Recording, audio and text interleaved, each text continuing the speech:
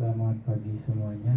Ya, kita ketemu lagi ya dalam kesempatan yang baik ini untuk ya sama-sama praktek Dhamma ya. Praktek sila, jalankan sila dan juga meditasi. Ya, semoga ini akan memberikan manfaat bagi Anda dan juga semua makhluk ya, dari praktek Dhamma ini. Ya. Anda sudah mengambil sila. Nanti akan menjelaskan di awal tentang sila, lalu akan berhubungan dengan meditasi. Ya, jadi di sini Bante pakai perumpamaan, maksudnya pelaksanaan sila li Pancasila. Tapi ya ini bisa kita luaskan nantinya karena Anda semua ambil 8 sila. Nah, pelaksanaan sila ini sangat mendukung dalam bermeditasi karena seseorang yang melaksanakan sila itu akan menghasilkan karma baik yang sangat luar biasa, besar sekali karma baiknya, dan itu akan memberikan Anda kebahagiaan kalau Anda sekali lagi menghayati pelaksanaan sila itu sendiri. Kalau Anda betul-betul menjiwai pelaksanaan sila itu sendiri dan melaksanakan dengan baik pelaksanaan sila itu sendiri, nah, bukan cuma sekedar ritual, seremonial, ataupun rutinitas saja. Anda harus menjiwai, nah, Anda harus mengerti maknanya. Besar sekali. Nah, nanti akan coba sedikit elaborasi menjelaskan perenungan pelaksanaan sila. Secara alami, setiap makhluk hidup menginginkan umur panjang dan tidak ingin dibunuh. Makanya seseorang harus tidak membunuh makhluk apapun. Ya, pengorbanan tidak dilakukan dengan membunuh makhluk apapun. Dan mempunyai pandangan bahwa dengan membunuh adalah kebajikan, itu adalah pandangan salah. Lalu setiap makhluk juga menginginkan tidak dirampok atau dicuri barang-barang miliknya. Dan makanya seseorang harus tidak mencuri barang-barang orang lain untuk dirinya ataupun orang lain. Jadi seseorang yang mencuri barang orang lain tidak memiliki simpati kepada yang lain. Simpati itu harus dimiliki oleh setiap orang. Tidak seorang pun suka untuk dicuri barang-barangnya. Makanya tidak seorang pun harus mencuri yang lain. Ya. Lalu yang ketiga, sila ketiga, kesetiaan, dan tidak setiap makhluk hidup menginginkan kesetiaan dan tidak ingin dikhianati oleh pasangannya. Nah, makanya seseorang harus tidak selingkuh dengan yang lain. Gak enak dikhianati. Begitu juga yang keempat, kejujuran dan tidak mau dibohongi. Jadi setiap makhluk hidup menginginkan kejujuran dan tidak mau dibohongi. Makanya kita harus tidak berbohong kepada yang lain. Nah, seseorang yang terbiasa berbohong, tidak ada kejahatan yang tidak bisa dilakukannya. Ya, yang kelima, sila kelima, secara alami, setiap makhluk hidup menginginkan kuatnya kesadaran. Dengan lemahnya kesadaran, dengan meminum yang memabukkan, maka semua sila yang lain bisa dilanggar dengan sengaja. Nah, ini adalah perenungan dari sila itu sendiri. Dan ketika Anda melaksanakan sila dan melihat bahwa seperti Anda juga yang menginginkan tidak dibunuh, tidak dicuri barangnya, dan juga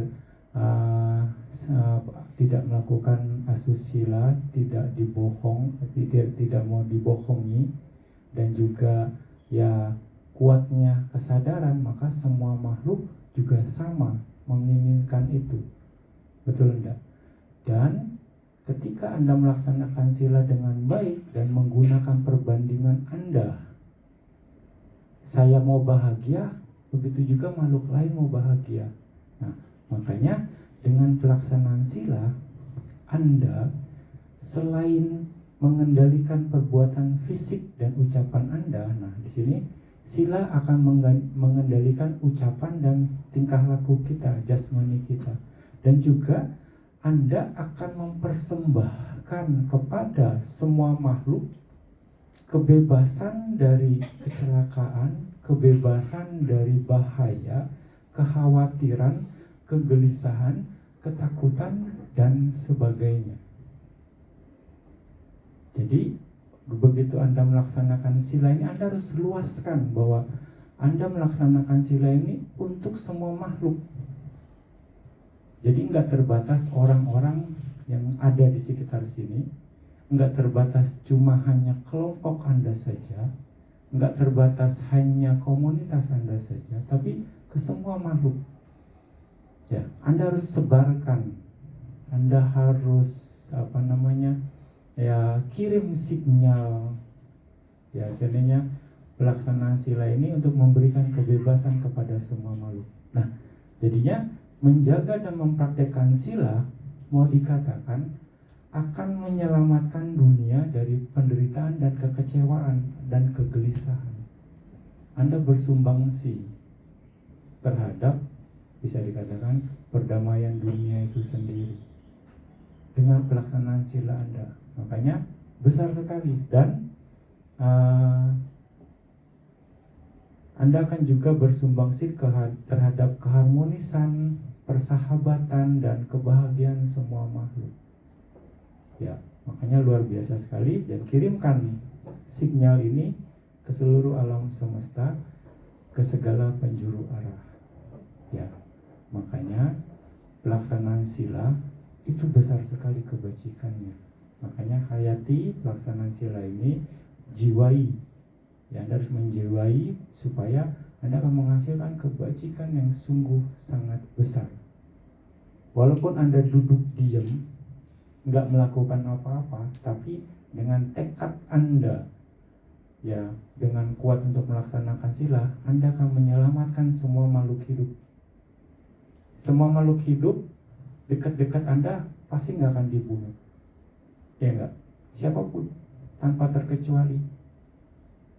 Tidak akan dicuri barangnya, tidak akan diselingkuhi, tidak akan dibohongi. Dan juga karena Anda kuatnya kesadaran Anda tidak akan melakukan pelanggaran sila yang lain. Makanya akan memberikan kebebasan dari bahaya, kekhawatiran, kegelisahan, dan ketakutan. Artinya Anda memberikan rasa aman, Anda memberikan rasa nyaman, Anda memberikan rasa bahagia ke semua makhluk. Ya, di sini kuatkan niat Anda bahwa pelaksanaan sila ini untuk semua makhluk. Ya, dengan begitu energi dari sila ini akan sangat powerful dan akan sangat membantu Anda dalam bermeditasi. Dan sekali lagi, kebajikannya tinggi.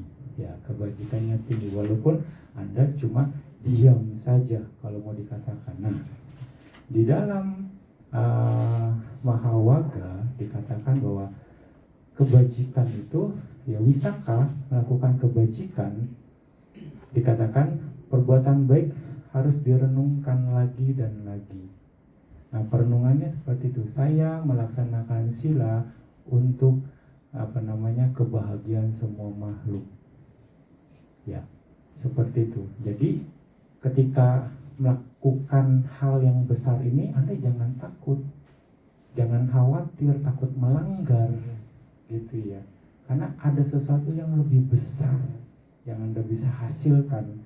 Dengan pandangan seperti itu, Anda akan mendapat manfaat daripada, kalau saya ambil sila ini, ntar saya ngebohong, melanggar nih. Jadi kekhawatiran yang diperbesar, bukan manfaat yang akan Anda dapatkan atau yang Anda berikan ke semua makhluk itu yang Anda sudut pandangnya yang Anda perkuat di sana.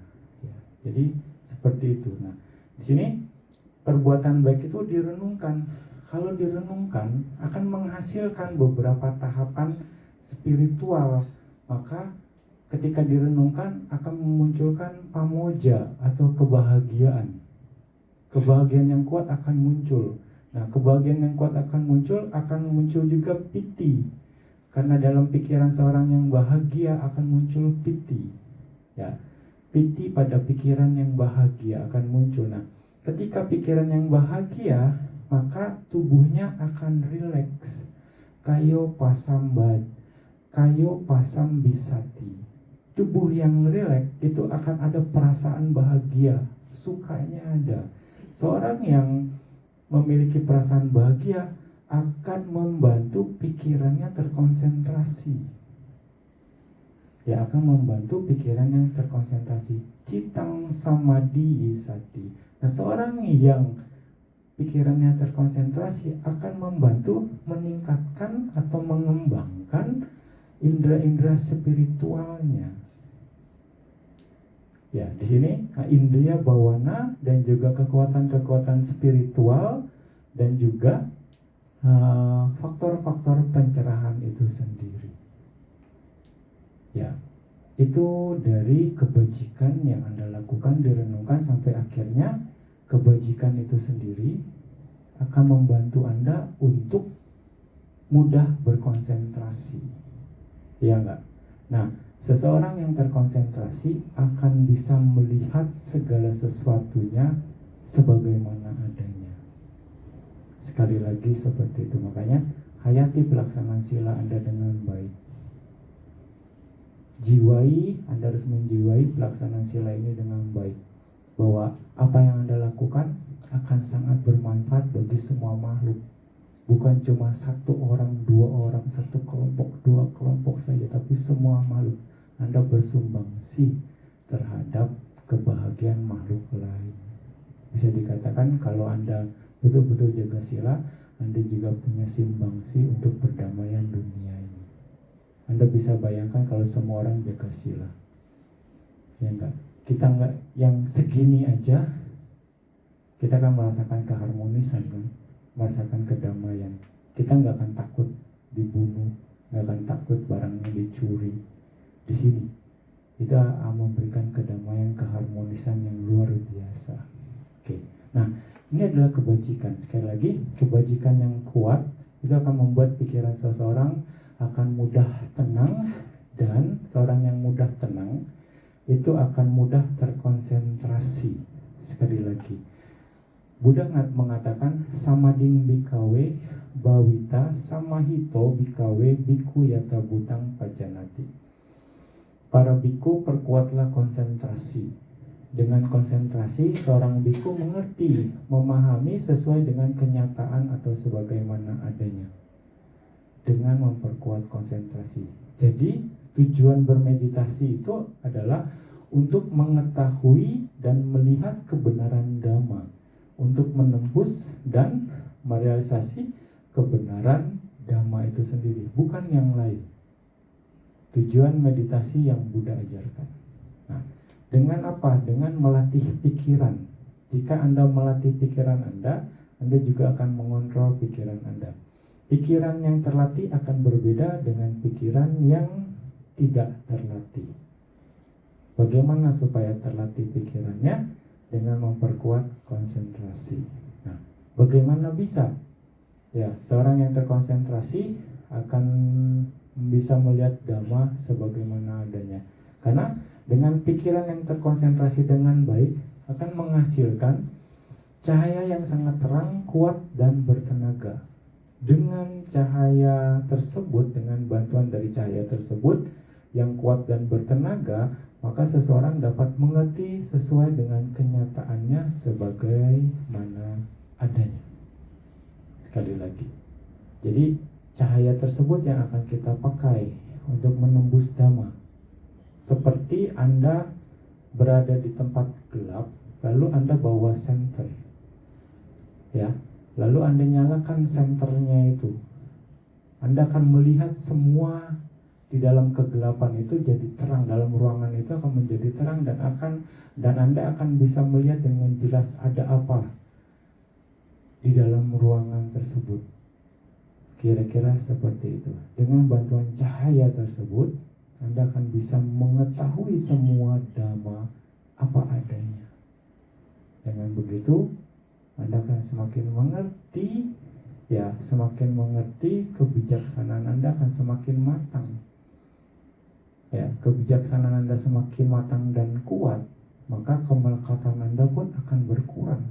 Otomatis kemelekatan yang berkurang, otomatis kekotoran batin pun akan berkurang. Bertahap sampai pada akhirnya Anda bisa melepaskan semua kekotoran batin itu sendiri, yang akhirnya Anda terbebas dari penderitaan. Itu tujuannya.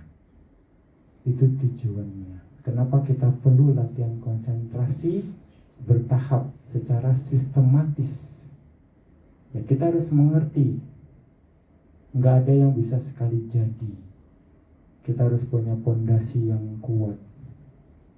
Ya, salah satunya memperkuat pondasi adalah dengan latihan konsentrasi dan ditopang oleh sila yang murni.